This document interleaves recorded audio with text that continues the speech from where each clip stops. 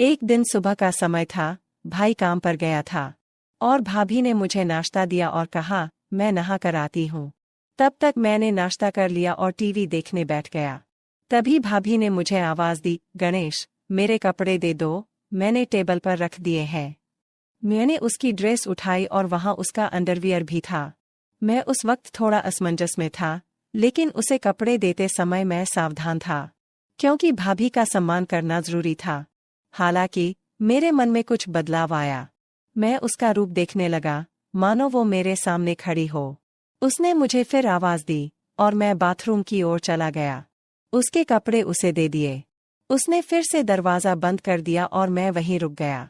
मैं दरवाजे के छेद से अंदर देखने के लिए उत्सुकता से उठ खड़ा हुआ। यह कोई नहीं था, बस हम दोनों ही थे। भाभी नहा चुकी थी और अपने कपड़े बदल रही थी। मैं सिर्फ उसका पिछला हिस्सा ही देख पा रहा था। कुछ देर बाद वह बाहर आई और, नमस्कार दोस्तों, मेरा नाम गणेश है। ये तब की बात है जब मैं 11 साल का था। मैं बहुत छोटा था जब मैं गर्मी की छुट्टियों में भाई के पास गया था। जब मैं 10वीं क्लास में था तो मेरी भाभी थोड़ी मोटी थी, लेकिन वो बहुत गोरी लग रही थी। वो हर वक्त छोटे कपड़े पहनती रहती थी। पूरे दिन घर पर सिर्फ मैं और भाभी ही होते थे, क्योंकि भाई काम पर जाता था। मैं और भाभी बचपन से ही बहुत फ्री रहते थे। वे मेरे बारे में सब कुछ जानती थी, तो वह मुझे अपने पास पकड़ लेती और गले लगा लेती। हम हर दिन ऐसा करते थे। लेकिन अब मैं बड़ा हो गया था और मुझे उसकी बाहों में बहुत अच्छा महसूस होता था। जब वह मुझे गले लगाती थी तो मेरा साथी बड़ा हो जाता था। फिर मैंने तुरंत उसे गले लगा लिया और मज़े लेने लगा। मैं एक दिवस उत्सव के लिए उनके पास गया था। कुछ दिन बीत गए, एक दिन सुबह हो गई। भाई काम पर गए थे और भाभी ने मुझे नाश्ता दिया और कहा, मैं नहा कर आती हूँ। तब तक मैंने नाश्ता कर लिया और टीवी देखने बैठ गया।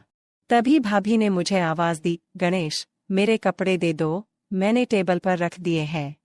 मैंने उसकी ड्रेस उठाई और वहाँ उसका अंडरवियर भी था। मैं उस वक्त थोड़ा असमंजस में था, लेकिन उसे कपड़े देते समय मैं सावधान था, क्योंकि भाभी का सम्मान करना जरूरी था। हालांकि मेरे मन में कुछ बदलाव आया था। मैं उसका रूप देखने लगा, मानो वो मेरे सामने खड़ी हो।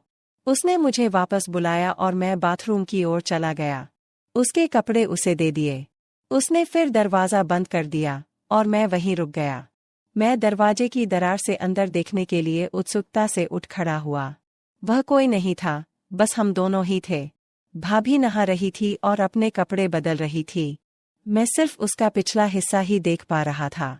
कुछ क्षण बाद वह बाहर आई और मुझसे बोली, गणेश, तुम भी नहा लो। मैं तुरंत वहां से निकला और नहाने लगा। अंदर भाभी का अंडरवियर लटका हुआ था। मैंने उसे हाथ में ले लिया और उसकी महक में खो गया।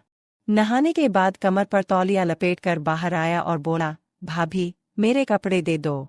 भाभी ने मुझे कपड़े दिए और मैं जल्दी से कपड़े पहनकर तैयार होकर रसोई में चला गया।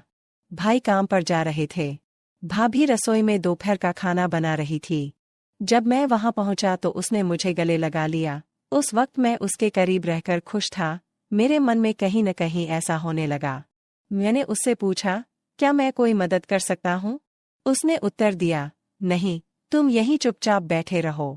फिर वह बातें करती, हंसती खेलती, खाना बनाती। दोपहर के भोजन के बाद हम बिस्तर पर चले गए।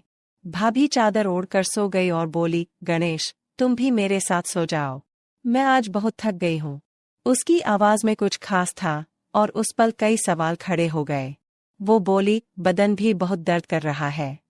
मैंने तुरंत भाभी से पूछा, क्या मैं आपके शरीर को दबा सकता हूँ, अगर आपको कोई दिक्कत नहीं है तो? उसने नहीं कहा। मैंने फिर पूछा। मैं उसके पीछे पड़ा और बोला, भाभी बोलो, दर्द हो रहा है तो दबा दूं। उसने कहा, ठीक है। मैं धीरे धीरे उसके पैर दबाने लगा। उसके घुटनों तक पहुंचकर मैं रुका और अब उसकी वह चीज दिख रही थी। मैंने उससे पूछा, भाभी ऊपर भी दबाना है क्या? तो वो बोली, हाँ दबाओ, मुझे आराम मिलेगा। धीरे धीरे मैंने उसके कपड़े ऊपर उठाए और मैं उसका आकार देख सका। उस दृश्य को देखकर मुझे एक अलग ही अनुभव हुआ। उसी पल मेरा ध्यान उस चीज पर रुक गया और मैं पूरी तरह से भ्रमित था। गणेश, अब रुको, मैं भी तुम्हारे पैर दबाती हूँ। तुम्हारे भी पैर दर्द कर रहे होंगे? वो मेरे पैर दबाने लगी और उसके नाजुक हाथों के स्पर्श से मुझे बहुत अच्छा महसूस हो रहा था। उसने मेरे पैरों को दबाते हुए मुझे आराम दिया और फिर हम वहीं सो गए। अब मुझे थोड़ा बेहतर महसूस हुआ। फिर भी मैंने उनसे पूछा कि भाभी, क्या मैं आपको गले लगा सकता हूँ? भाभी ने मुस्कुराते हुए जवाब दिया, क्यों नहीं, लगाओ। तुम ऐसे क्यों पूछते हो, हम दोस्त हैं ना। तुम्हारा आलिंगन मुझे एक नई गर्माहट देता है। वह बहुत होशियार थी और सब कुछ जानती थी। मैं छोटा था। गले मिलने के बाद हम दोपहर को सो गए। दोपहर को हम अच्छी नींद सोए और शाम को जाग गए। सब बातों का ध्यान रखा गया क्योंकि शाम को मेरे भैया आ रहे थे। भैया काम से आए और हमने खाना खाया। भाभी ने कुछ खास पकवान बनाए थे जिससे सबके चेहरे खिले हुए थे। वहाँ का पूरा माहौल खुशियों से भरा हुआ था। भाभी ने मेरे भाई के लिए बिस्तर नीचे हॉल में लगा दिया। उसके बाद मैं भाभी के साथ बिस्तर पर सो गया। चूंकि हम दोपहर में अच्छी नींद लेते थे, इसलिए हमें रात में नींद नहीं आती थी। रात के 2 बजे थे फिर भी मुझे नींद नहीं आ रही थी। भाभी एक करवट से दूसरे करवट पर सो रही थी, लेकिन उसे भी नींद नहीं आ रही थी। कमरे में एक छोटा सा लाल बल्ब जल रहा था और बाकी कमरा अंधेरे में डूबा हुआ था। उस शांत वातावरण में हमारे मन में विचारों की लहरें दौड़ रही थीं।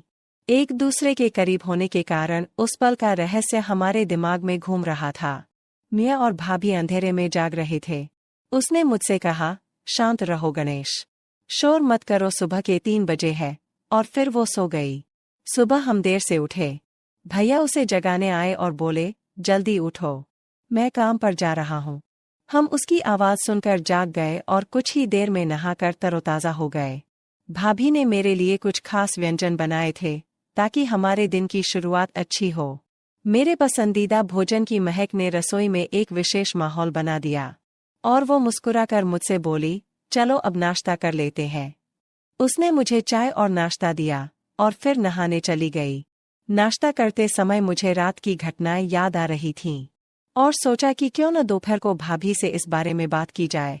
तभी भाभी ने मुझे अपने कपड़े देने के लिए बुलाया। मैं उसके पास कपड़े ले गया और हमेशा की तरह दरवाजे की दरार से उसे कपड़े बदलते हुए देखा। नहाने के बाद भाभी खाना बना रही थी। मैंने उससे पूछा, भाभी खाना हुआ क्या? उन्होंने जवाब दिया, हाँ, थोड़ा सा बाकी है। फिर हमने खाना खाया और आराम करने के लिए बिस्तर पर चले गए। मैं और भाभी एक ही चादर में सो गए। उसने मुझे गले लगाया, मैंने भी उसे कसकर गले लगाया।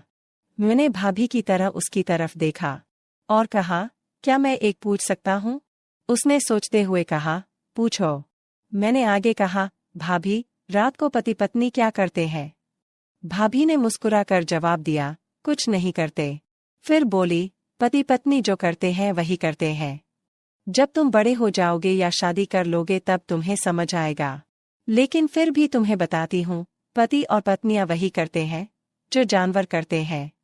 उस दिन कुत्ता और कुतिया जो करते थे वैसा ही पति पत्नी करते हैं। मैंने उनसे पूछा, अरे भाभी, ये क्या सिर्फ पति पत्नी के लिए है? उसने जवाब दिया, नहीं, कोई भी कर सकता है, लेकिन इसे निजी रखना महत्वपूर्ण है। यह एक रहस्य है, अगर किसी को पता चल गया तो बड़ी बदनामी हो सकती है। मैंने थोड़ा आश्चर्य से पूछा, क्या ऐसा हो सकता है?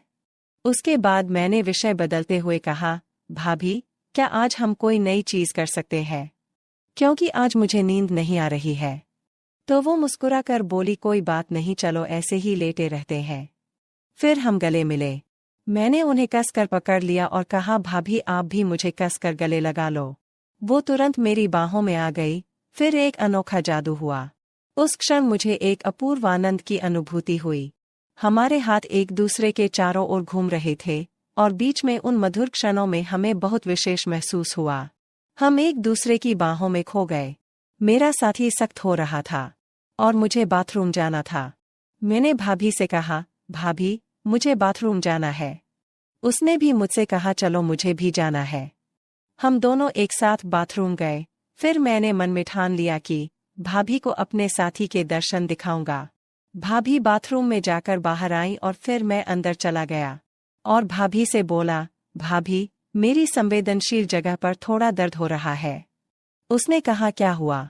मैंने कहा, जगह बहुत तंग है। वो बोली, ठीक है, दिखाओ। मैंने तुरंत चेन नीचे कर दी और अपने साथी को दिखाया। वो बोली, कहाँ दर्द होता है? मैंने कहा, आगे हल्की सी जलन होती है। उसने कहा, अरे तुमने मिर्च खाई थी क्या? फिर वो तेल लेकर आई और बोली, इसे लगाओ। मैंने कहा, तुम लगाओ, मुझे बहुत जलन हो रही है। वह मुस्कुराई और बोली, ठीक है, अच्छे से सो जाओ, फिर जलन नहीं होगी। उसकी आवाज में एक मिठास थी जो मुझे शांत कर रही थी। फिर मैंने कंबल लिया और मुझसे पूछा, गणेश, क्या तुम्हारा दर्द बंद हो गया? मैंने कहा, हाँ। फिर वह बोली, मुझे वापस दिखाओ। मैं सीधे बिस्तर पर गया और उससे पूछा, क्या आप देखने के लिए तैयार हैं? भाभी यह देखकर खुश हो गई। मेरा साथी भाभी को पूरी तरह से साथ दे रहा था। कुछ देर बाद मेरे साथी को उल्टी हुई और भाभी यह देखकर शर्मा गई। दोस्तों, अगर आपको कहानी पसंद आए तो हमारे चैनल को सब्सक्राइब करें और आपको कहानी कैसी लगी मुझे कमेंट में अपना अवश्य हाथ बताएं। थोड़ा और नीचे लाओ, मुझे बहुत मजा आ रहा है। मैडम, क्या मैं आपकी कमर के और नीचे ले जाऊं? जरूर। उस दिन मुझे मसाज लेते वक्त काफी सुकून मिल रहा था, लेकिन फिर कुछ ऐसा हुआ। रात का समय था, हवेली के चारों ओर सन्नाटा पसरा हुआ था। खिड़की से हल्की हल्की बारिश की बूंदें कांच पर टकरा रही थी। कमरे में एक मध्यम रोशनी जल रही थी। निधि मल्होत्रा, 35 साल की, घने लंबे बाल, कसी हुई कमर और नशीली आंखें। उसका पति करण हमेशा के लिए बिजनेस ट्रिप पर जा चुका था। निधि अब तन्हा थी। उसका दिल बेचैन था। शरीर में एक अजीब सी गर्माहट थी। उसने बेड पर लेटे लेटे अपना गाउन और ढीला कर लिया, आंखें बंद कर ली। तभी अचानक दरवाजे पर दस्तक हुई। आओ, उसने धीमी आवाज में कहा। दरवाजा खुला। अंदर दाखिल हुआ अर्जुन शर्मा, 28 साल का, कसी हुई बॉडी, चौड़ी छाती, भूरी आंखें और गहरी आवाज। वो निधि का मसाज थेरेपिस्ट था। मैडम, आज का मसाज सेशन शुरू करें? अर्जुन ने धीमे स्वर में पूछा। हाँ अर्जुन, आज मुझे बहुत थकान है। निधि ने अपनी गर्दन घुमाई। अर्जुन ने कमरे की लाइट हल्की कर दी। उसने अपने हाथों में तेल लिया। उसकी उंगलियां गर्म और मजबूत थीं। मैडम, आप लेट जाइए, अर्जुन ने कहा। निधि ने अपनी रेशमी गाउन को कंधों से नीचे खिसका दिया। उसकी पीठ अर्जुन के सामने थी। अर्जुन की नजरें उसकी नंगी पीठ पर अटक गईं। उसने गहरी सांस ली और अपने हाथों को उसके कंधों पर रखा। अर्जुन ने धीरे धीरे तेल को निधि की गर्दन पर मलना शुरू किया। उसकी उंगलियां निधि की कोमल त्वचा पर घूमने लगीं। आराम से, निधि ने आंखें बंद करते हुए कहा। अर्जुन के हाथ अब उसकी गर्दन से नीचे उसकी पीठ पर उतरने लगे। उसकी उंगलियां हर नस पर नाच रही थीं। निधि के होठों से हल्की सिसकी निकली। आपकी त्वचा बहुत मुलायम है, मैडम, अर्जुन ने धीमे स्वर में कहा। और तुम्हारे हाथ बहुत गर्म हैं, निधि ने हौले से कहा। अर्जुन के हाथ अब उसकी कमर के पास पहुंच गए। उसने निधि की कमर को कसकर पकड़ लिया। निधि की सांसें तेज होने लगी। अर्जुन और नीचे। अर्जुन के हाथ अब निधि के नितंबों पर थे। उसने उन्हें धीरे धीरे सहलाना शुरू किया। उसकी उंगलियां हर नस को जगाने लगीं। निधि की आंखें अब भी बंद थीं। उसकी उंगलियां बेडशीट को कसकर थामे हुए थी। अर्जुन ने निधि को अपनी ओर खींचा। निधि ने आंखें खोली। उनकी आंखें एक दूसरे में समा गईं। अर्जुन, क्या तुम मुझे और महसूस करना चाहते हो? निधि ने धीरे से कहा। अर्जुन ने बिना कुछ कहे अपना चेहरा निधि के चेहरे के करीब लाया। उनकी सांसें एक दूसरे में घुलने लगी। मैडम, आप बहुत खूबसूरत हैं। अर्जुन ने उसके होठों पर हल्का सा चुंबन दिया। निधि ने अपनी उंगलियां अर्जुन के बालों में फंसा दी। अर्जुन ने निधि को अपनी बाहों में कसकर पकड़ लिया। उनके शरीर एक दूसरे में घुलने लगे। तभी अचानक दरवाजे पर दस्तक हुई। अर्जुन और निधि दोनों चौंक गए। कौन हो सकता है? निधि ने घबराते हुए कहा। अर्जुन ने जल्दी से अपनी शर्ट पहन ली। निधि ने भी गाउन कसकर बांध लिया। दरवाजा खुला। सामने खड़ी थी मीरा, घर की पुरानी नौकरानी। उसकी नजरें अर्जुन पर टिकी थी। मैडम, करण साहब का फोन आया है। उन्होंने कहा है कि वो 2 दिनों में घर आ रहे हैं। निधि के चेहरे का रंग उड़ गया। ठीक है, तुम जाओ, मीरा ने अर्जुन की ओर देखते हुए कहा। और अर्जुन जी, आप थोड़ी देर रुक सकते हैं, मुझे आपसे कुछ बात करनी है। अर्जुन ने निधि की ओर देखा। निधि ने उसे आंखों ही आंखों में इशारा किया। अर्जुन ने मीरा के कमरे में प्रवेश किया। कहो, क्या कहना है? अर्जुन ने तीखे स्वर में पूछा। मीरा ने अर्जुन के चेहरे की ओर देखा। उसकी आंखों में गहरी शरारत थी। अर्जुन बाबू, आपने जो किया है वो करण साहब को पता चल गया तो क्या होगा? अर्जुन ने उसका हाथ पकड़ लिया। क्या चाहिए तुम्हें? मीरा ने अपनी उंगलियां अर्जुन की छाती पर फिराते हुए कहा। मैं तुम्हारे राज को दबा सकती हूँ, लेकिन उसके लिए तुम्हें मुझे भी वो देना होगा जो तुम निधि मैडम को दे रहे हो। अर्जुन का चेहरा सख्त हो गया। मीरा उसके और करीब आ गई। अर्जुन ने मीरा को धक्का देकर दूर किया। मैं तुम्हारे साथ कुछ नहीं करूँगा, मीरा ने हंसते हुए कहा। अच्छा, तो देख लेना, कल सुबह तक करण साहब को सब कुछ पता चल जाएगा। अर्जुन ने घबराते हुए निधि के कमरे की ओर देखा। निधि बिस्तर पर बैठी थी। उसकी आंखों में आंसू थे।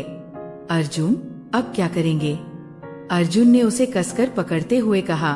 तुम फिक्र मत करो, मैं सब संभाल लूंगा। कैसे? मीरा को रोकने के लिए मुझे उसे वो सब देना होगा जो वो चाहती है। अर्जुन ने मीरा के कमरे में कदम रखा। मीरा बिस्तर पर बैठी थी। उसने अपनी साड़ी के पल्लू को गिरा दिया तो आ ही गए अर्जुन बाबू। अर्जुन ने अपने कपड़े उतारने शुरू कर दिए। मीरा ने उसे अपनी ओर खींचा।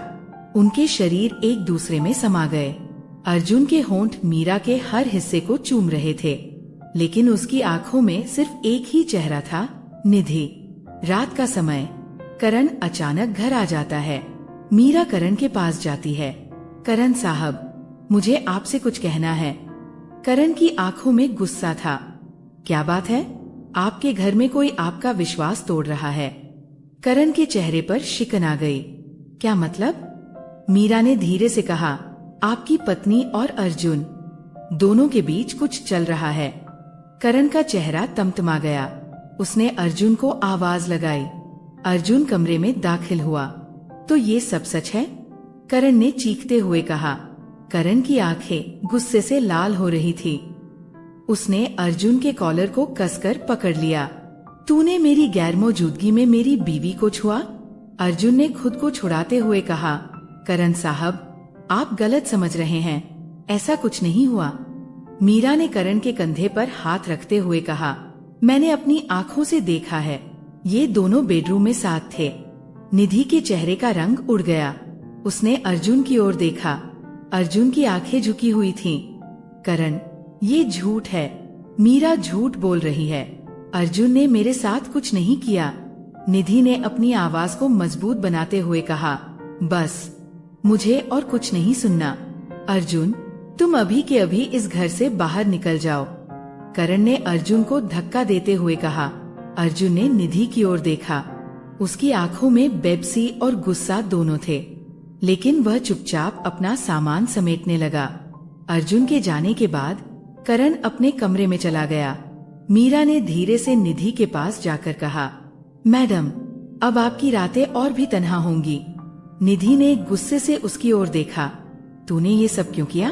अर्जुन ने तुझे क्या बिगाड़ा था? मीरा हंसते हुए बोली। बिगाड़ा कुछ नहीं, लेकिन जो मैं चाहती थी वो उसने मुझे दिया नहीं, और जब मुझे नहीं मिला तो तुम्हें भी नहीं मिलेगा। निधि के होंठ कांपने लगे। उसकी आंखों में आंसू भर आए।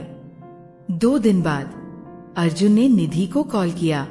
मैडम, मैं आपको देखना चाहता हूँ, आपसे बात करनी है। नहीं अर्जुन, अब करण घर पर है, अगर उसने देख लिया तो सब कुछ खत्म हो जाएगा। निधि, तुम मुझसे प्यार करती हो? अर्जुन ने सीधी बात पूछी। निधि की सांसें थम गईं। उसकी उंगलियां कांपने लगी। हाँ, करती हूँ, लेकिन अब कुछ नहीं हो सकता। करण को सब कुछ पता चल चुका है, लेकिन तुम्हें मीरा का सच भी जानना होगा। वो सिर्फ तुम्हें बर्बाद करना चाहती है, और करण के साथ भी उसका कोई गहरा रिश्ता है। क्या मतलब? निधि ने चौंकते हुए पूछा। मैंने दोनों को कई बार फोन पर बात करते हुए सुना है। मीरा करण के पुराने घर में भी जाती रही है। मुझे शक है दोनों के बीच कुछ चल रहा है। निधि के होश उड़ गए। रात को निधि ने करण के फोन की जांच की। उसने देखा कि मीरा के नाम से कई कॉल्स और मैसेज थे। मुझे तुमसे मिलना है, कल रात तुम्हारे पुराने घर में। मीरा, निधि का खून खौल उठा। उसने अर्जुन को तुरंत कॉल किया। अर्जुन, मुझे तुम्हारी बात पर यकीन हो गया। करण और मीरा के बीच कुछ न कुछ जरूर है, तो फिर तुम मेरे पास आ जाओ। हम दोनों मिलकर सच का पर्दाफाश करेंगे, अर्जुन ने कहा। अगली रात अर्जुन और निधि ने करण का पीछा किया। करण अपने पुराने घर में गया। निधि और अर्जुन छिपकर खिड़की से देख रहे थे। अंदर करण और मीरा एक दूसरे के बेहद करीब थे। करण ने मीरा के बालों में हाथ फेरा और कहा, अब जब अर्जुन जा चुका है तो हमारी रातें और भी हसीन हो जाएंगी। मीरा ने करण की शर्ट के बटन खोलते हुए कहा, मुझे तुम्हारा ये पागलपन बहुत पसंद है, लेकिन तुम्हारी बीवी की आंखों में वो जलन और भी अच्छी लगती है। करण ने मीरा को बाहों में भर लिया और दोनों एक दूसरे में समा गए। निधि के पैरों तले जमीन खिसक गई। अर्जुन ने निधि का हाथ कसकर पकड़ लिया। अब समझी, करण ने तुम्हें धोखा दिया और मुझे तुम्हारी जिंदगी से दूर कर दिया। निधि अब बर्दाश्त नहीं कर सकती थी। उसने अर्जुन के सामने कहा, अर्जुन, अब मुझे तुम्हारी जरूरत है। मुझे करण और मीरा को उनकी करतूतों का मजा चखाना है। अर्जुन ने उसे अपनी बाहों में भर लिया। मैं तुम्हारे साथ हूँ, निधि। दोनों ने एक दूसरे के होठों को कसकर चूम लिया। अर्जुन की उंगलियां निधि के बालों में फंस गईं। उनकी सांसें एक दूसरे में समा गईं। अगली सुबह निधि और अर्जुन ने योजना बनाई। अर्जुन ने करण को कॉल किया। करण साहब, मुझे आपसे माफी मांगनी है। जो भी हुआ उसके लिए मैं जिम्मेदार हूँ। कृपया मुझे मिलने का एक मौका दें। करण ने गुस्से में कहा, तो अब इस शहर में नजर आया तो तेरा हश्र बुरा होगा। आपकी मर्जी, लेकिन क्या आपको पता है कि मीरा आपके पैसों का गबन कर रही है? उसके पास आपकी प्रॉपर्टी के पेपर भी हैं। करण चौंक गया। क्या? मैं आपके पुराने घर में हूँ। सबूत के साथ आपका इंतजार कर रहा हूँ। करण और मीरा दोनों पुराने घर में पहुँचे। अर्जुन और निधि पहले से वहाँ छिपे हुए थे। करण ने अर्जुन को देखा और गुस्से से कहा, तूने मेरे और मेरी बीवी के बीच फूट डाली। अर्जुन हंसते हुए बोला, नहीं करण, तेरे और तेरी रखेल के बीच की फूट मैं डालने आया हूँ। निधि बाहर आई। करण, मैं जान चुकी हूँ कि तुम और मीरा पिछले 3 साल से मुझे धोखा दे रहे हो। करण और मीरा चौंक गए। मीरा ने करण का हाथ पकड़ते हुए कहा, मैंने ये सब तुम्हारे लिए किया था। करण ने मीरा को झटक दिया। तूने मेरे साथ भी धोखा किया, मेरे पैसों के पीछे पड़ी थी। अर्जुन ने सारे सबूत करण के सामने रख दिए। मीरा के नाम से ट्रांसफर हुए पैसों के कागजात। करण ने गुस्से में मीरा को धक्का दिया। तू मेरे घर से निकल जा। करण ने अर्जुन से माफी मांगी। मुझे माफ कर दो अर्जुन, मैंने तुम्हें गलत समझा। अर्जुन ने निधि का हाथ थाम लिया। अब मैं और निधि साथ रहेंगे। और हाँ करण, ये वो प्यार है जो तेरी कमी ने पैदा किया। करण ने सिर झुका लिया। अर्जुन और निधि ने घर छोड़ दिया। दोनों ने एक नई जिंदगी की शुरुआत की। तो दोस्तों, उम्मीद है कि ये कहानी आपको पसंद आई होगी। अगर ये कहानी आपको पसंद आई है तो आप हमारे इस चैनल अंदर के किस्से को जरूर सब्सक्राइब करें और हमें कमेंट करके जरूर बताएं। हम मिलते हैं आपसे नई वीडियो में। मासूम समझता था, धन्यवाद। लेकिन जब मैंने उसे एक रात 12 बजे उसके रूम में जो करते देखा, उसके बाद मेरा उसे देखने का नजरिया पूरी तरह बदल गया था। क्योंकि वो अपनी उंगली से, मेरा नाम प्रेम है, मेरी उम्र 24 साल है और मेरी एक छोटी बहन है जिसका नाम अर्पिता है। अर्पिता बेहद सुंदर है और बिल्कुल जानवी कपूर जैसी दिखती है। वो सिर्फ 21 साल की है। ये कहानी उस पल की है जब मुझे पता चला कि मेरी वो मासूम बहन अब बड़ी हो गई है। ये बात है 1 साल पहले की, जब मैंने उसके फ़ोन में कुछ ऐसा देखा जिसने मुझे अंदर तक हिला दिया। जिस बहन को मैं हमेशा मासूम समझता था, उसके बारे में वो सच जानकर मुझे यकीन नहीं हुआ। ये कहानी उसी पल से शुरू होती है जब मैंने अपनी बहन के बारे में वो राज जाना जिसने हमारी जिंदगी बदल कर रख दी। गर्मी की रात थी, हवा जैसे थम सी गई थी और मेरे कमरे में पड़े बिस्तर पर सोने में भी मुश्किल हो रही थी। प्यास के मारे मेरी नींद खुल गई और जैसे ही मैंने पानी की बोतल उठाने की कोशिश की, पता चला कि वो खाली थी। वक्त देखा तो रात के ठीक 1 बज रहे थे। नींद की खुमारी में मैं रसोई की ओर बढ़ा, जहां पानी की ठंडी बोतलें रखी होती थीं। तरफ जाते हुए मैंने देखा कि मेरी बहन अर्पिता के कमरे की लाइट जल रही थी। ये देखकर मैं थोड़ा हैरान हुआ, क्योंकि अर्पिता हमेशा सोते वक्त लाइट बंद करके सोती थी। हमारे घर में ये नियम था कि सभी को सोते समय लाइट बंद रखनी चाहिए, और अर्पिता इस नियम का सबसे ज्यादा पालन करती थी। मैंने सोचा कि शायद वो लाइट बंद करना भूल गई होगी। अपनी बोतल में पानी भरते हुए मैंने मन ही मन सोचा कि उसकी लाइट बंद करके उसे आराम से सुला दूं। जैसे ही मैं उसके कमरे का दरवाज़ा खोलने लगा, एक अजीब सी बेचैनी मेरे अंदर घर कर गई। क्या अर्पिता जाग रही होगी, या फिर वो सिर्फ नींद में लाइट छोड़कर सो गई होगी? दरवाज़ा खुलते ही जो मैंने देखा, उसने मुझे अंदर तक हिला दिया। अर्पिता अपने बिस्तर पर बैठी थी। उसके चेहरे पर एक गंभीरता थी और वो अपने फ़ोन की स्क्रीन में कुछ देखने में पूरी तरह मग्न थी। रात के इस समय, जब हर कोई गहरी नींद में था, अर्पिता का यूं जागना और फ़ोन पर इस तरह से कुछ देखना बेहद अजीब लगा। जैसे ही मेरी नज़र उस पर पड़ी, उसने फटाफट फ़ोन को छुपा लिया और उसकी आंखों में डर की एक झलक साफ दिखी। उसकी ये हरकत इतनी अप्रत्याशित थी कि मैं एक पल के लिए समझ नहीं पाया कि क्या कहूँ। अर्पिता, जो हमेशा शांत और संयमित रहती थी, उसके चेहरे पर इस वक्त चिंता और घबराहट की लकीरें साफ नजर आ रही थीं। मैंने धीरे से पूछा, अर्पिता, सब ठीक है? इतनी रात गए जाग रही हो? अर्पिता ने एक झटके में जवाब दिया, हाँ, बस नींद नहीं आ रही थी। लेकिन उसकी आवाज में जो कंपकंपी थी, उसने मेरी जिज्ञासा को और बढ़ा दिया। वो मुझसे कुछ छुपा रही थी, लेकिन क्या? ये जानने की ललक अब मेरे दिल में गहराती जा रही थी। मैंने सोचा कि शायद ये कोई मामूली बात हो, लेकिन उसके चेहरे की हवाइयाँ कुछ और ही कह रही थीं। इस रात की शुरुआत ने मेरे मन में कई सवाल खड़े कर दिए थे। अर्पिता के इस रहस्यमयी व्यवहार का राज क्या था? क्या वो किसी परेशानी में थी, या फिर वो कुछ ऐसा कर रही थी जिसे वो मुझसे या परिवार से छुपाना चाहती थी? उस रात के बाद से अर्पिता का वो विचित्र व्यवहार मेरे मन से हट ही नहीं रहा था। हर बार जब मैं उसे देखता, उसकी वो घबराई हुई नजरें मुझे याद आ जातीं। मेरे मन में एक सवाल उभर रहा था कि आखिर वो रात के अंधेरे में ऐसा क्या कर रही थी जो उसे मुझसे छुपाना पड़ा। कुछ दिनों बाद, जब एक मौका मिला और अर्पिता अपने कमरे में नहीं थी, मैंने उसका फ़ोन उठाया। मेरा इरादा सिर्फ ये जानने का था कि आखिर वो किस चीज़ से परेशान है। कहीं उसे कोई परेशानी तो नहीं? कहीं कोई उसे तंग तो नहीं कर रहा? मेरा दिल इस बात को जानने के लिए बेचैन था। फ़ोन का लॉक कोड मुझे पहले से ही पता था, इसलिए उसे खोलने में कोई दिक्कत नहीं हुई। जब मैंने उसकी फ़ोन की गैलरी, मैसेज और ऐप्स देखे, तो कुछ खास हाथ नहीं लगा। सब कुछ सामान्य था। ऐसा कुछ भी नहीं मिला जो उसकी उस रात की हरकत को समझा सके। लेकिन फिर मैंने सोचा कि शायद उसकी इंटरनेट हिस्ट्री में कुछ हो। जब मैंने उसके क्रोम ब्राउज़र की हिस्ट्री चेक की, तो जो कुछ मैंने देखा, उसने मुझे हिलाकर रख दिया।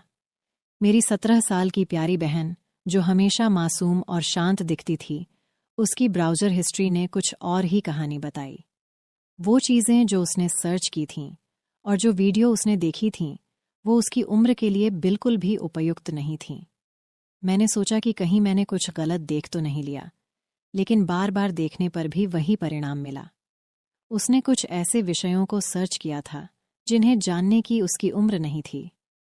मेरे दिल में एक अजीब सी घबराहट होने लगी। क्या मेरी बहन किसी गलत संगत में पड़ गई है, या फिर उसे किसी ने ऐसा करने के लिए मजबूर किया है?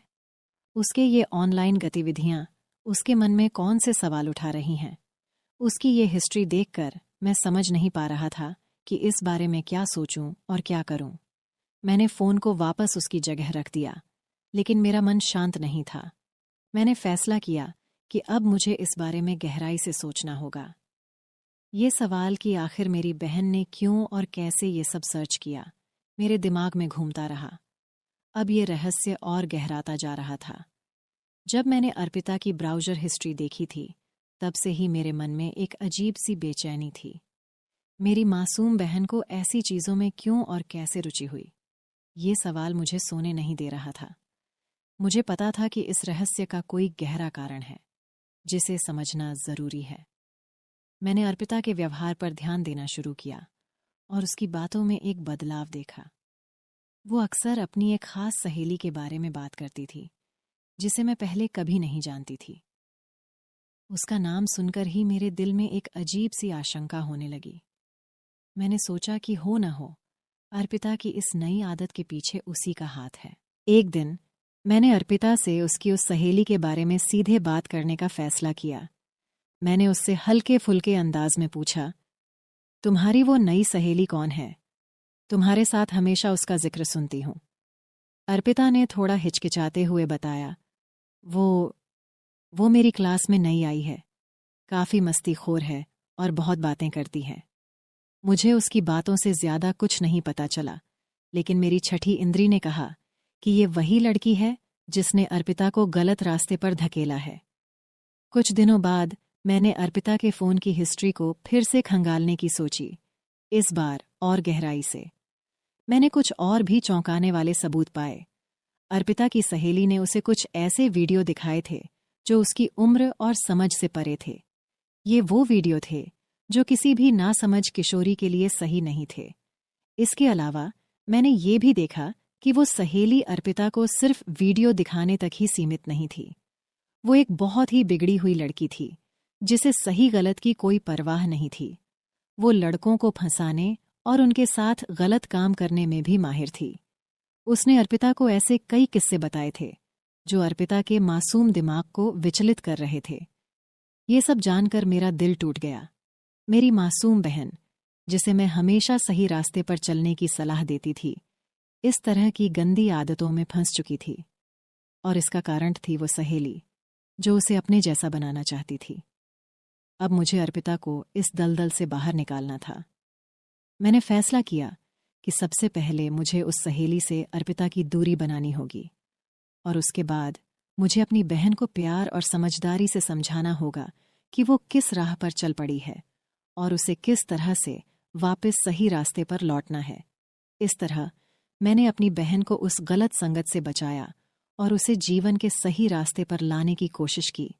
ये सफ़र आसान नहीं था, लेकिन मेरा प्यार और समझ ही उसकी ढाल बने। अंत में अर्पिता ने उस सहेली से दूरी बना ली और अपनी गलतियों से सीखा। ये अनुभव हमारे रिश्ते को और मजबूत बना गया। इस कहानी से हमें ये सीखने को मिलता है कि गलत संगत कितनी जल्दी और आसानी से हमें गलत रास्ते पर ले जा सकती है, लेकिन अगर परिवार का सहारा और समझदारी हो तो कोई भी राह मुश्किल नहीं एक होती। दिन सुबह का समय था, भाई काम पर गया था और भाभी ने मुझे नाश्ता दिया और कहा, मैं नहा कर आती हूँ। तब तक मैंने नाश्ता कर लिया और टीवी देखने बैठ गया। तभी भाभी ने मुझे आवाज़ दी, गणेश, मेरे कपड़े दे दो, मैंने टेबल पर रख दिए हैं। मैंने उसकी ड्रेस उठाई और वहाँ उसका अंडरवियर भी था। मैं उस वक्त थोड़ा असमंजस में था, लेकिन उसे कपड़े देते समय मैं सावधान था, क्योंकि भाभी का सम्मान करना जरूरी था। हालांकि मेरे मन में कुछ बदलाव आया। मैं उसका रूप देखने लगा, मानो वो मेरे सामने खड़ी हो। उसने मुझे फिर आवाज़ दी और मैं बाथरूम की ओर चला गया। उसके कपड़े उसे दे दिए। उसने फिर से दरवाज़ा बंद कर दिया और मैं वहीं रुक गया। मैं दरवाजे के छेद से अंदर देखने के लिए उत्सुकता से उठ खड़ा हुआ। यह कोई नहीं था, बस हम दोनों ही थे। भाभी नहा चुकी थी और अपने कपड़े बदल रही थी। मैं सिर्फ उसका पिछला हिस्सा ही देख पा रहा था। कुछ देर बाद वह बाहर आई और, नमस्कार दोस्तों, मेरा नाम गणेश है। ये तब की बात है जब मैं 11 साल का था। मैं बहुत छोटा था जब मैं गर्मी की छुट्टियों में भाई के पास गया था। जब मैं 10वीं क्लास में था तो मेरी भाभी थोड़ी मोटी थी, लेकिन वो बहुत गोरी लग रही थी। वो हर वक्त छोटे कपड़े पहनती रहती थी। पूरे दिन घर पर सिर्फ मैं और भाभी ही होते थे, क्योंकि भाई काम पर जाता था। मैं और भाभी बचपन से ही बहुत फ्री रहते थे। वे मेरे बारे में सब कुछ जानती थी, तो वह मुझे अपने पास पकड़ लेती और गले लगा लेती। हम हर दिन ऐसा करते थे। लेकिन अब मैं बड़ा हो गया था और मुझे उसकी बाहों में बहुत अच्छा महसूस होता था। जब वह मुझे गले लगाती थी तो मेरा साथी बड़ा हो जाता था। फिर मैंने तुरंत उसे गले लगा लिया और मज़े लेने लगा। मैं एक दिवस उत्सव के लिए उनके पास गया था। कुछ दिन बीत गए। एक दिन सुबह हो गई। भाई काम पर गए थे और भाभी ने मुझे नाश्ता दिया और कहा, मैं नहा कर आती हूँ। तब तक मैंने नाश्ता कर लिया और टीवी देखने बैठ गया। तभी भाभी ने मुझे आवाज़ दी, गणेश, मेरे कपड़े दे दो, मैंने टेबल पर रख दिए हैं। मैंने उसकी ड्रेस उठाई और वहाँ उसका अंडरवियर भी था। मैं उस वक्त थोड़ा असमंजस में था, लेकिन उसे कपड़े देते समय मैं सावधान था, क्योंकि भाभी का सम्मान करना जरूरी था। हालांकि मेरे मन में कुछ बदलाव आया था। मैं उसका रूप देखने लगा, मानो वो मेरे सामने खड़ी हो। उसने मुझे वापस बुलाया और मैं बाथरूम की ओर चला गया। उसके कपड़े उसे दे दिए। उसने फिर दरवाज़ा बंद कर दिया और मैं वहीं रुक गया। मैं दरवाजे की दरार से अंदर देखने के लिए उत्सुकता से उठ खड़ा हुआ। वह कोई नहीं था, बस हम दोनों ही थे। भाभी नहा रही थी और अपने कपड़े बदल रही थी। मैं सिर्फ उसका पिछला हिस्सा ही देख पा रहा था। कुछ क्षण बाद वह बाहर आई और मुझसे बोली, गणेश, तुम भी नहा लो। मैं तुरंत वहां से निकला और नहाने लगा। अंदर भाभी का अंडरवियर लटका हुआ था। मैंने उसे हाथ में ले लिया और उसकी महक में खो गया। नहाने के बाद कमर पर तौलिया लपेटकर बाहर आया और बोला, भाभी, मेरे कपड़े दे दो। भाभी ने मुझे कपड़े दिए और मैं जल्दी से कपड़े पहनकर तैयार होकर रसोई में चला गया। भाई काम पर जा रहे थे। भाभी रसोई में दोपहर का खाना बना रही थी। जब मैं वहां पहुंचा तो उसने मुझे गले लगा लिया। उस वक्त मैं उसके करीब रहकर खुश था। मेरे मन में कहीं न कहीं ऐसा होने लगा। मैंने उससे पूछा, क्या मैं कोई मदद कर सकता हूँ?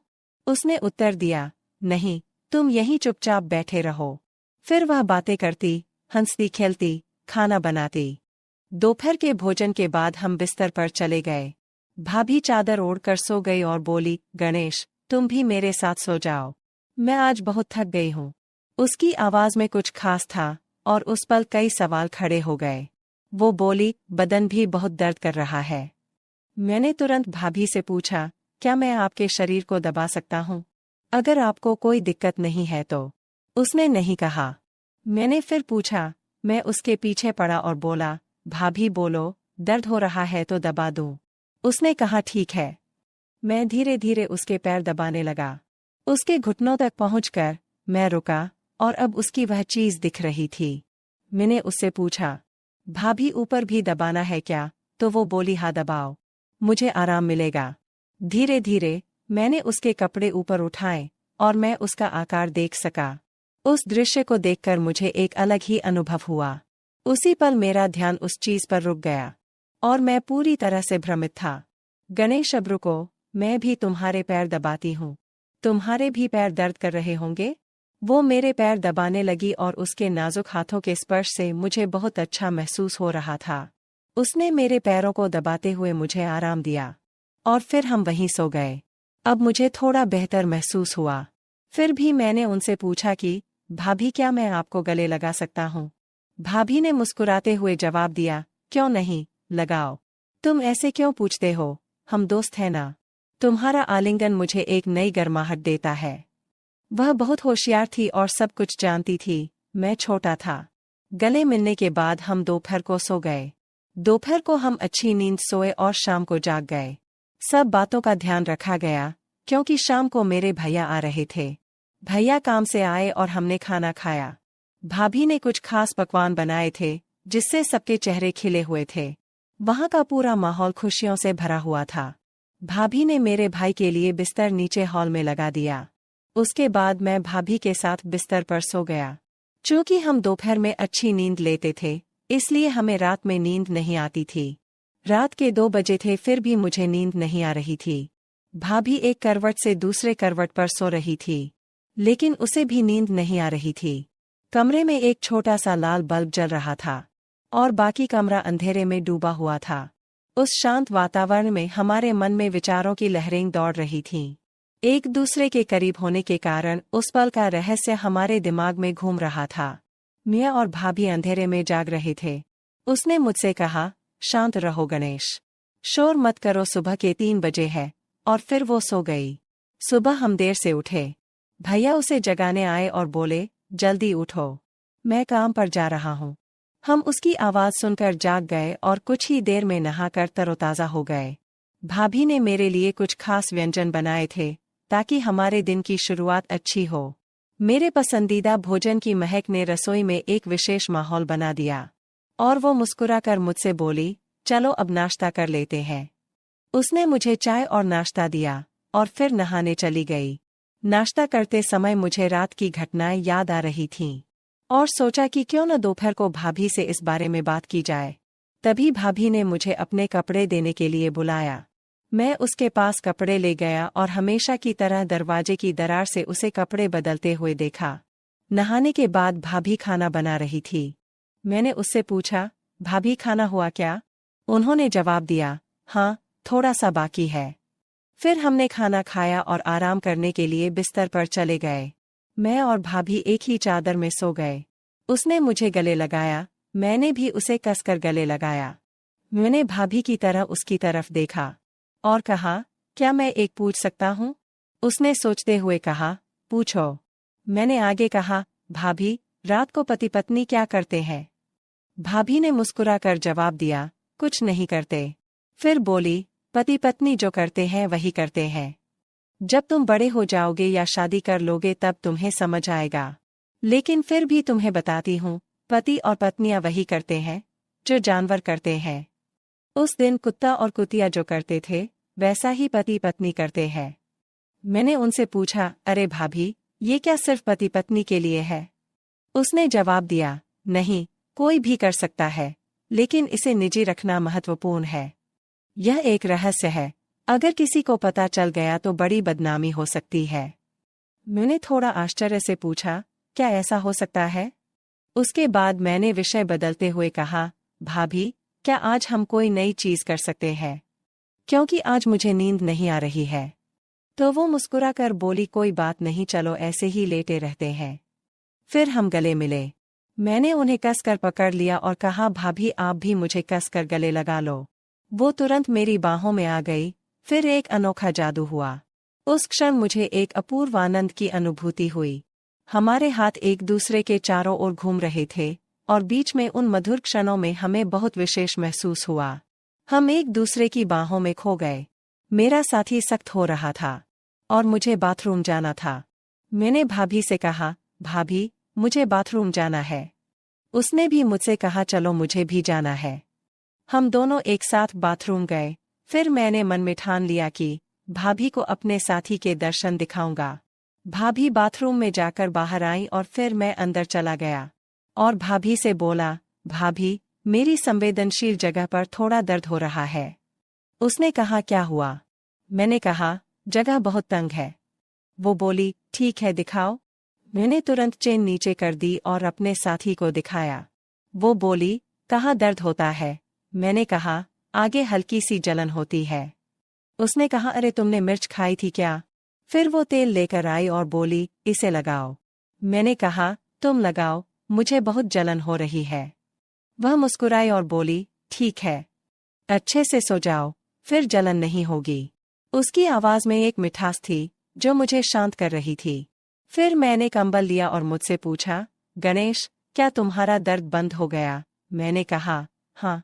फिर वह बोली, मुझे वापस दिखाओ। मैं सीधे बिस्तर पर गया और उससे पूछा, क्या आप देखने के लिए तैयार हैं? भाभी यह देखकर खुश हो गई। मेरा साथी भाभी को पूरी तरह से साथ दे रहा था। कुछ देर बाद मेरे साथी को उल्टी हुई और भाभी यह देखकर शर्मा गई।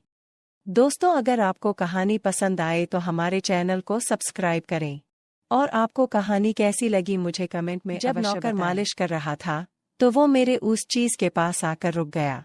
मैंने कहा, तुम रुक क्यों गए? काम जारी रखें। वो अपने हाथों से मेरी मालिश करने लगा। मैंने उसे थोड़ा प्रोत्साहित किया, ये गलत नहीं है, आप अच्छी मालिश कर रहे हैं। वह थोड़ा घबराया, लेकिन फिर उत्साह के साथ मालिश जारी रखी। 1 घंटा बीत गया और उसके हाथों ने मुझे एक अलग दुनिया दिखाई। फिर वह बोला, मालकिन, आप बहुत सुंदर लग रही हैं। उसने मुस्कुराते हुए कहा और मैंने भी उससे कहा, आप बहुत अच्छा काम कर रहे हैं। उसने बिना सोचे मुझसे पूछा, क्या तुम मेरे साथ क्रिकेट खेलोगे? नमस्कार दोस्तों, आज के स्टोरी में आपका स्वागत है।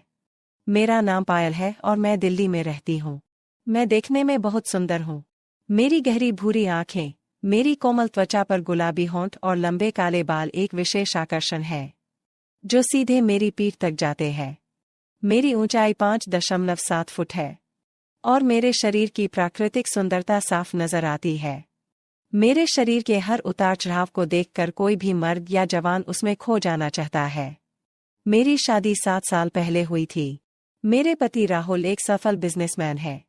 उनके पास बहुत पैसा है, इसलिए वे जो चाहे खरीद लेते हैं, चाहे वो कोई वस्तु हो या महिला। राहुल हमेशा बाहर रहते हैं और घर पर ज्यादा समय नहीं बिताते, इसलिए मैं भी अपने जीवन में स्वतंत्र और आनंदमय जीवन जीती हूँ। हमारे घर में एक नौकर था, लेकिन किसी कारणवश उसे अचानक गांव जाना पड़ा। उन्होंने कहा कि उनका बेटा रोहित उनकी जगह काम करने आएगा। कुछ दिन बाद उनका बेटा हमारे पास आया और घर का सारा काम करने लगा। रोहित एक युवा, आकर्षक और संपन्न लड़का था। वह साफ सफाई, बर्तन धोना और अन्य सभी कार्यों को व्यवस्थित करता था। हमारे घर में आज़ादी थी, कोई रोक-टोक नहीं थी, इसलिए उसे यहाँ रहना अच्छा लगता था। एक दिन वह रसोई में सब्जी बना रहा था, तो मैंने उससे कहा कि तुम सब्जी कितनी अच्छी बनाते हो। दरअसल जब तुम किचन में होते हो तो मुझे कोई काम नहीं करना पड़ता। रोहित मुस्कुराया और बोला, मालकिन, मैं जब काम कर रहा होता हूँ तो आपको चिंता करने की कोई जरूरत नहीं है। फिर एक दिन मुझे एक दोस्त की बर्थडे पार्टी में जाना था। पार्टी बहुत देर रात खत्म हुई और मैंने बहुत ज्यादा शराब पी रखी थी, इसलिए मैं सुबह देर तक सोती रही। करीब 11 बजे मेरी नींद खुली तो मेरे कमरे में अंधेरा था। मैंने कुछ देर और बिस्तर पर आराम किया और फिर उठकर बैठ गई। मैंने रोहित को आवाज दी और चाय लाने को कहा। थोड़ी देर बाद रोहित चाय लेकर आया और बिस्तर के पास खड़ा हो गया। उसकी आंखों में कुछ अलग सा था। मैंने उसके चेहरे की तरफ देखा, वो मेरी तरफ ही देख रहा था। शायद मैंने उस पर ज्यादा ध्यान नहीं दिया। फिर मैंने उससे पूछा, क्या हुआ? क्या तुम कुछ कहना चाहते हो? उसने जवाब दिया, नहीं मालकिन, कुछ नहीं। फिर मैंने उससे कहा, तो तुम यहाँ क्या कर रहे हो? फिर वह चला गया। उसके जाने के बाद मुझे थोड़ा दोषी महसूस हुआ। मैंने सोचा कि मुझे उसके साथ ऐसा व्यवहार नहीं करना चाहिए था। थोड़ी देर बाद मैंने उसे बुलाया और उसे मेरा कमरा साफ करने के लिए कहा। वह तुरंत वापस आया और सफाई के सामान से मेरे कमरे की सफाई करने लगा। मैं बस बिस्तर पर लेटी हुई थी। जब रोहित मेरे कमरे में काम कर रहा था तो मैं उस पर ध्यान दे रही थी। वह मेरे चेहरे को देख रहा था और मैं उसके सामान को देख रही थी। मैं समझ गई कि उसके मन में क्या चल रहा है। मैंने उससे पूछा, तुम यह दूसरा क्या काम करते हो? तो उसने कहा, मैं गांव में बच्चों को पढ़ाता हूँ। फिर मैंने पूछा, सिर्फ पढ़ाते हो या कुछ और भी करते हो? उसने कहा, मैं शाम को अखाड़े में जाता हूँ। मैं मुस्कुराई और कहा, मुझे नहीं लगता कि आप अखाड़े में जाते होंगे। बाद में जब हम बातें कर रहे थे, मैंने उससे कहा, मेरा शरीर बहुत दर्द करता है, क्या तुम मेरी मालिश करोगे? वह थोड़ा शर्मिंदा हुआ और तेल लेकर आया। मैंने उसे तेल से मालिश करने से मना कर दिया। अब रोहित धीरे से मेरे पैरों की मालिश करने लगा और मैं सोच रही थी कि यह मेरे पैरों के ऊपरी हिस्से पर अधिक ध्यान देता है। उनका मन मेरी टांगों की ओर घूम रहा था। मैंने उसे और जोर से मालिश करने को कहा। उसने झिझकते हुए कहा, मालकिन, आपके पैरों को आराम की जरूरत है, इसलिए मैं हल्की मालिश कर रहा हूँ। मैंने हंसते हुए कहा, मुझे धीरे धीरे मालिश करना पसंद नहीं है, तुम थोड़ा जोर से करो। वो थोड़ा जोर से मालिश करने लगा। उस वक्त मुझे उसका काम बहुत अच्छा लग रहा था। धीरे धीरे वो मेरे घुटनों की मालिश करने लगा। मैंने कहा, आपका काम बहुत अच्छा है। वह थोड़ा खुश हुआ और मेरे उस चीज के पास आकर रुक गया। मैंने कहा, रुक क्यों गए? वह अपने हाथ से उसकी मालिश करने लगा। मैंने उसे थोड़ा हौसला दिया, ये गलत नहीं है, तुम अच्छी मालिश कर रहे हो। वह थोड़ा शर्माया, लेकिन फिर मुस्कुराहट और उत्साह के साथ मालिश करने लगा। जैसे जैसे टाइम बिता, उसके हाथ थोड़े अधिक आश्वस्त हो गए। एक अद्भुत एहसास हमारे मन में आया। 1 घंटा बीत गया और उसके हाथों ने मुझे एक अलग दुनिया दिखाई। मालकिन, तुम बहुत सुंदर लग रही हो।